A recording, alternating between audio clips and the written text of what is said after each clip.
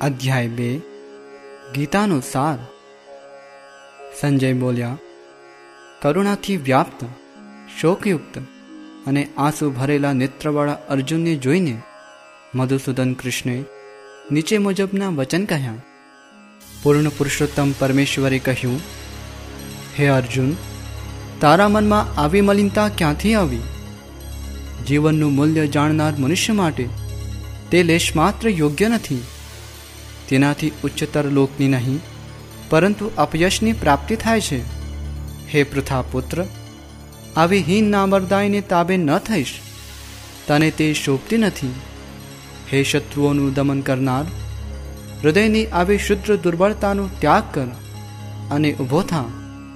અર્જુને કહ્યું, હે શત્રુહંતા, હે મધુસૂદન, હું યુદ્ધમાં ભીષ્મ તથા દ્રોણ જેવા પૂજનીય પુરુષો ઉપર બાણોથી વળતું આક્રમણ કેવી રીતે કરીશ? જેઓ મારા ગુરુજનો છે એવા મહાપુરુષોને હણીને જીવવા કરતાં ભીખ માગીને જીવવું વધારે સારું છે. તેઓ ભલે દુનિયાવી લાભની ઈચ્છા રાખતા હોય તો પણ તેઓ ગુરુજનો છે. જો તેમનો વધ થશે તો અમારી ભોગવવા યોગ્ય દરેક વસ્તુ રક્તરંજિત હશે. અમે એ પણ જાણતા નથી કે અમારે માટે સારું શું છે, તેમને જીતવા કે તેઓ દ્વારા જીતાઈ જવું. જો અમે ધૃતરાષ્ટ્રના પુત્રોનો વધ કરીશું તો અમને જીવિત રહેવાની ઈચ્છા રહેશે નહીં. છતાં તેઓ હવે રણક્ષેત્રમાં અમારી સામે ઊભા છે. હવે હું સંકુચિતતાયુક્ત દુર્બળતાને કારણે મારું કર્તવ્ય ભૂલી ગયો છું અને મનની બધી સ્વસ્થતા ખોઈ બેઠો છું. આવી સ્થિતિમાં હું આપને પૂછી રહ્યો છું કે જે મારે માટે કલ્યાણકારી હોય તે ચોક્કસપણે કહેવાની કૃપા કરો. હું હવે આપનો શિષ્ય છું અને આપનો શરણાગત છું. કૃપા કરી મને ઉપદેશ આપો. મારી ઇન્દ્રિયોને સૂકવી નાખનાર આ શોકને દૂર કરી શકે એવું કોઈ સાધન મને દેખાતું નથી. સ્વર્ગ પર દેવોના સાર્વભૌમ અધિકારની જેમ સર્વથા સમૃદ્ધ પૃથ્વીનું નિષ્કંટક રાજ્ય પ્રાપ્ત કરીને પણ હું આ શોકને દૂર કરી શકીશ નહીં. સંજય બોલ્યો. આ પ્રમાણે કહ્યા પછી શત્રુઓનું દમન કરનાર અર્જુને કૃષ્ણને કહ્યું, હે ગોવિંદ, હું લડીશ નહીં, અને મૌન થઈ ગયું. હે ભરતવંશી ધૃતરાષ્ટ્ર, તે વખતે બંને સૈન્યોની વચ્ચે ભગવાન કૃષ્ણે શોકગ્રસ્ત અર્જુનને સ્મિતપૂર્વક આ વચન કહ્યા. પૂર્ણ પુરુષોત્તમ પરમેશ્વર બોલ્યા, તું વિદ્વતા ભરી વાતો કરે છે, પરંતુ જેનો શોક કરવા જેવો નથી તેના માટે તું શોક કરી રહ્યો છે. જેઓ વિદ્વાન હોય છે તેઓ જીવિત કે મૃત માટે શોક કરતા નથી. એવું ક્યારેય ન હતું કે જ્યારે હું ન રહ્યો હોઉં કે તું ન રહ્યો હોય, અથવા તો આ બધા રાજાઓ ન રહ્યા હોય. અને એવું પણ નથી કે પછી ભવિષ્યમાં આપણે બધા નહીં હોઈએ. જેવી રીતે દેહધારી આત્મા આ વર્તમાન શરીરમાં કુમારાવસ્થામાંથી યુવાવસ્થામાં અને પછી વૃદ્ધાવસ્થામાં એમ નિરંતર પસાર થતો રહે છે, તેવી જ રીતે મૃત્યુ પછી આત્મા બીજા શરીરમાં પ્રવેશે છે. ધીર પુરુષ આવા પરિવર્તનથી મૂંઝાતો નથી. હે કુંતી પુત્ર, સુખ તથા દુઃખનું ક્ષણિક આવવું અને કાળાંતરે તેમનું અદૃશ્ય થવું શિયાળા તથા ઉનાળાની ઋતુઓના આવવા તથા જવા સમાન છે. હે ભરતવંશી, તેઓ ઇન્દ્રિયાનુભૂતિમાંથી જન્મે છે અને મનુષ્ય તેમને અસ્વસ્થ થયા વિના સહન કરતા અવશ્ય શીખવું જોઈએ. હે પુરુષ શ્રેષ્ઠ અર્જુન, જે પુરુષ સુખ તથા દુઃખમાં વિચલિત થતો નથી અને બંનેમાં એક સમાન રહે છે તે મુક્તિ પામવા માટે સર્વથા યોગ્ય છે. સત્યના દ્રષ્ટાઓ એવા નિષ્કર્ષ પર આવ્યા છે કે અસત અર્થાત ભૌતિક શરીરનું કોઈ સ્થાયિત્વ નથી અને સત અર્થાત આત્માનું કોઈ પરિવર્તન નથી. આ બંનેની પ્રકૃતિના અધ્યયન દ્વારા તેમણે આવો નિર્ણય કર્યો છે. જે સમગ્ર શરીરમાં વ્યાપ્ત છે તેને જ તું અવિનાશી જાણ. તે અવિનાશી આત્માનો નાશ કરવા કોઈ જ સમર્થ નથી. અવિનાશી, અમાપ તથા સનાતન જીવના ભૌતિક શરીરનો નાશ અવશ્ય થાય છે. માટે હે ભરતવંશી, યુદ્ધ કર. જે આ જીવાત્માને હણનારું સમજે છે તથા જે એને હણાયેલો માને છે તે બંને અજ્ઞાની છે. કારણ કે આત્મા નથી હણતો કે નથી હણાતો. આત્મા માટે કોઈ પણ વખતે જન્મ નથી અને મરણ પણ નથી. તે ક્યારેય જન્મ્યો ન હતો, જન્મ લેતો નથી અને જન્મવાનો પણ નથી. તે અજન્મા, સનાતન, ચિરસ્થાયી તથા પુરાતન છે. જ્યારે શરીર હણાઈ જાય છે ત્યારે પણ તે હણાતો નથી. હે પાર્થ, આત્મા અવિનાશી, સનાતન, અજન્મા અને અવિકારી છે એવું જાણનાર મનુષ્ય કોઈને કેવી રીતે હણી શકે અથવા હણાવી શકે? જેવી રીતે મનુષ્ય જૂના વસ્ત્રો તજીને નવા વસ્ત્રો ધારણ કરે છે, તેવી રીતે આત્મા વૃદ્ધ તથા નકામા શરીરો તજીને નવા ભૌતિક શરીર ધારણ કરે છે.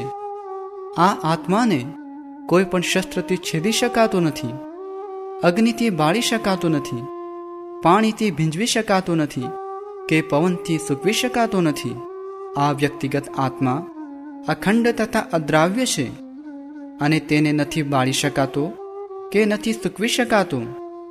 તે ચિરસ્થાયી, સર્વત્ર વિદ્યમાન, અવિકારી, સ્થિર તથા સદા એક સમાન રહેનારો છે. એ સુવિદિત છે કે આ આત્મા અદ્રશ્ય, અચિંત્ય તથા અપરિવર્તનશીલ છે.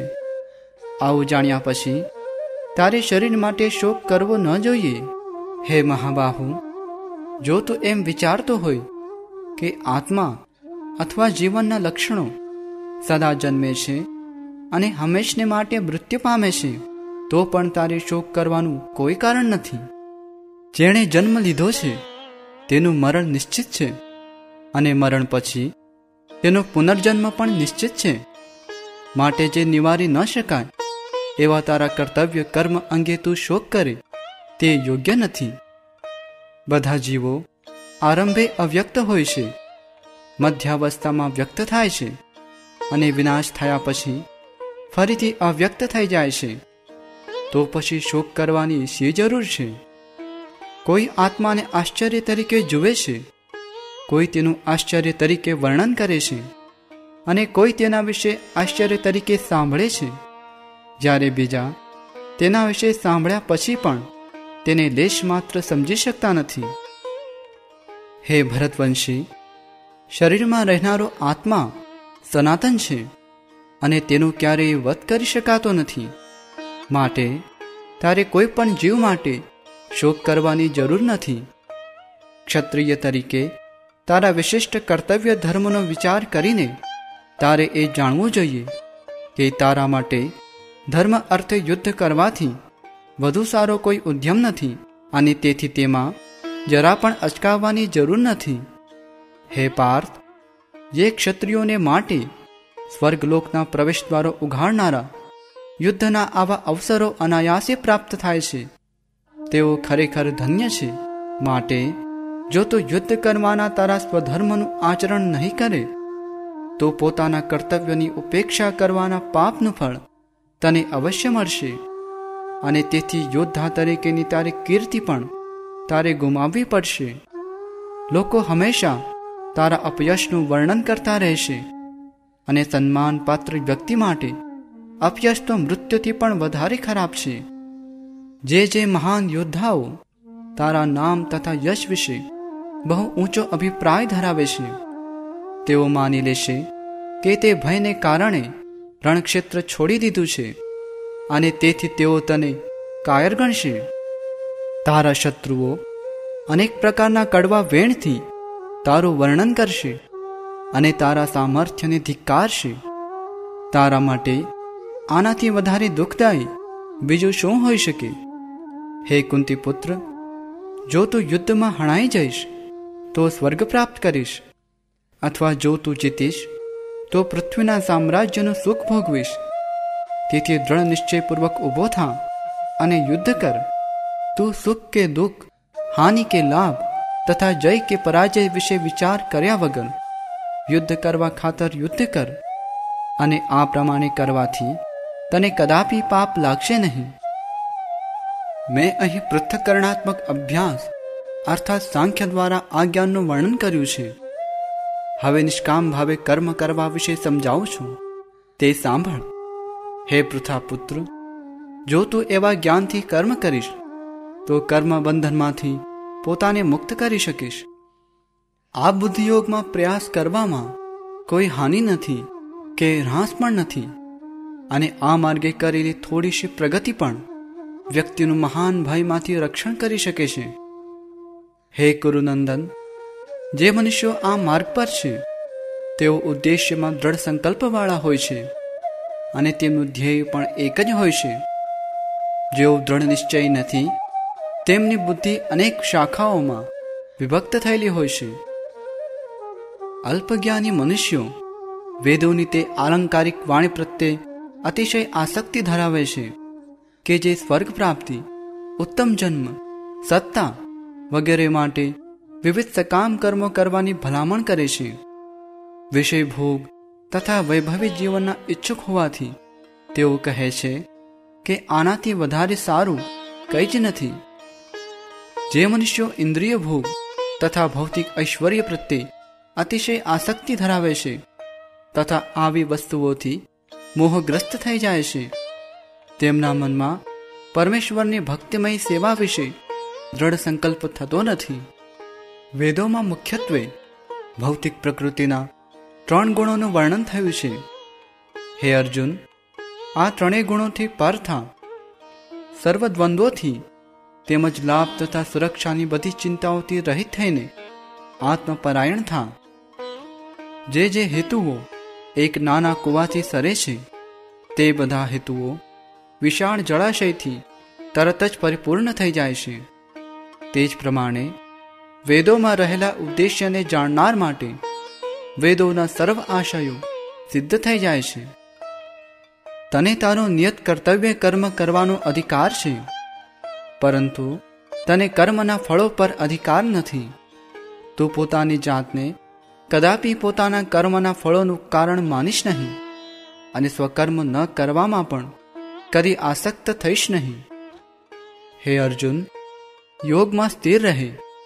સફળતા કે નિષ્ફળતાની સર્વ આસક્તિ છોડી દઈને તારા કર્તવ્ય કર્મો કર. મનની આવી ક્ષમતા યોગ કહેવાય છે.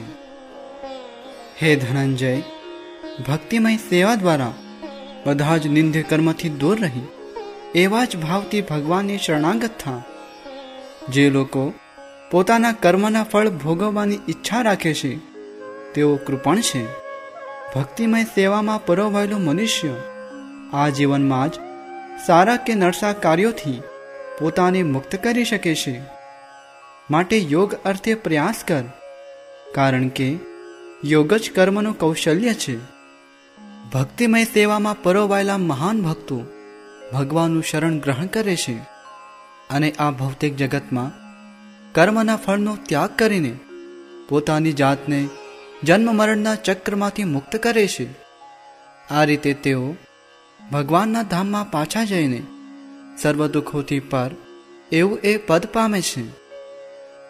જ્યારે તારી બુદ્ધિ મોહરૂપી ગાઢ જંગલને પાર કરી જશે ત્યારે તારે સર્વ સાંભળવા યોગ્ય બાકી તથા તે સાંભળેલ હશે તે પ્રત્યે તું ઉદાસીન થઈ જઈશ. જ્યારે વેદોની અલંકાર પ્રચુર ભાષાથી તારું મન વિચલિત થશે નહીં, અને આત્મ સાક્ષાત્કારની સમાધિમાં તે સ્થિર થઈ જશે, ત્યાર પછી તને દિવ્ય ચેતનારૂપ યોગ પ્રાપ્ત થશે. અર્જુને કહ્યું, હે કૃષ્ણ, અધ્યાત્મમાં લીન થયેલી ચેતનાવાળા મનુષ્ય અર્થાત સ્થિતપ્રજ્ઞાના લક્ષણો કયા છે? તે કેવી રીતે બોલે છે અને તેની ભાષા કેવી છે? તે કેવી રીતે બેસે છે અને કેવી રીતે ચાલે છે? પૂર્ણ પુરુષોત્તમ પરમેશ્વર બોલ્યા, હે પાર્થ, મનુષ્ય જ્યારે મનમાં ઉદ્ભવતી ઇન્દ્રિય તૃપ્તિની સર્વ કામનાઓનો પરિત્યાગ કરે છે, અને જ્યારે આ પ્રમાણે વિશુદ્ધ થયેલું તેનું મન આત્મામાં જ સંતોષ પ્રાપ્ત કરે છે, ત્યારે તે વિશુદ્ધ દિવ્ય ચેતનામાં રહેલો સ્થિતપ્રજ્ઞ કહેવાય છે.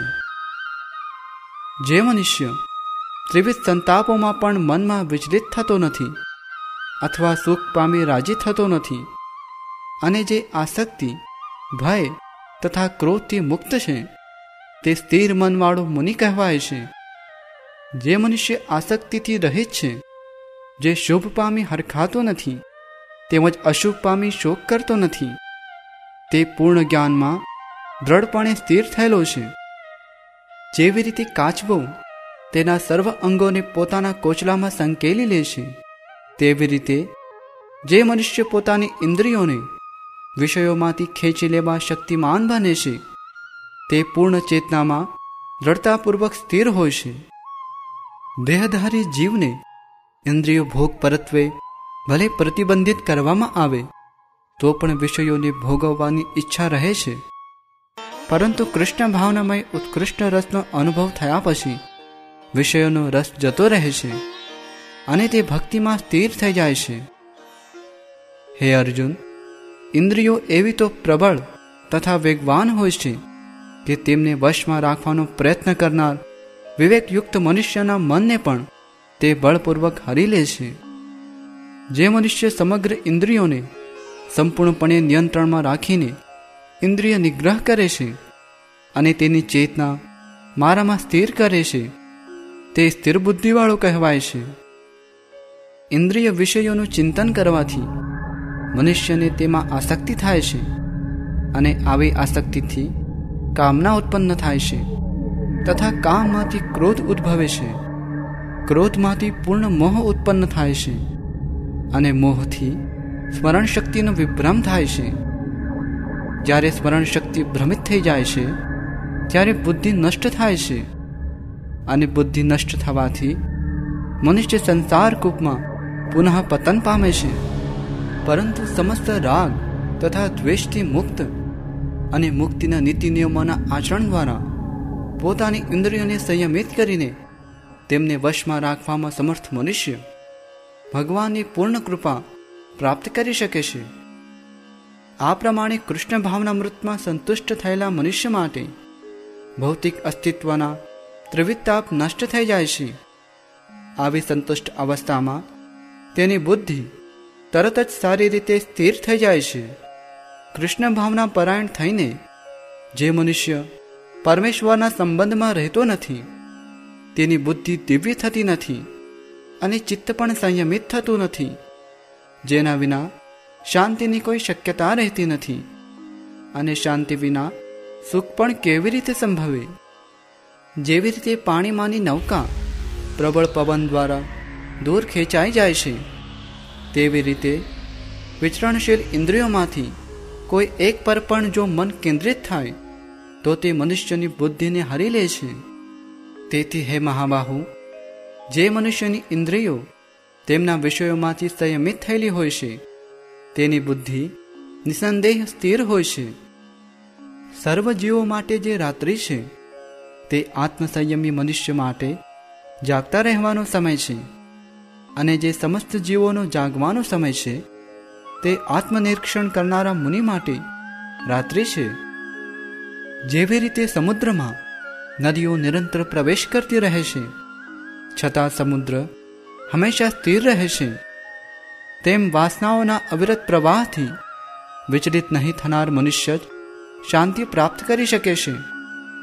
પરંતુ આવી ઈચ્છાઓને સંતુષ્ટ કરવા મથતો મનુષ્ય શાંતિ પ્રાપ્ત કરી શકતો નથી. જે મનુષ્ય ઇન્દ્રિય તૃપ્તિની સમસ્ત ઈચ્છાઓનો ત્યાગ કર્યો છે, જે નિસ્પૃહ રહે છે અને જેણે સ્વામિત્વના ભાવનો સર્વથા ત્યાગ કરી દીધો છે તથા મિથ્યા અહંકારથી રહિત થયેલો છે, તે જ વાસ્તવિક શાંતિ પ્રાપ્ત કરી શકે છે. આ આધ્યાત્મિક તથા ઈશ્વરમય જીવનનો માર્ગ છે, જેને પામ્યા પછી મનુષ્ય મોહવશ થતો નથી. જો મનુષ્ય મરણ સમયે પણ આવી જ અવસ્થામાં રહે તો તે ભગવાનના ધામમાં પ્રવેશ પામી શકે છે.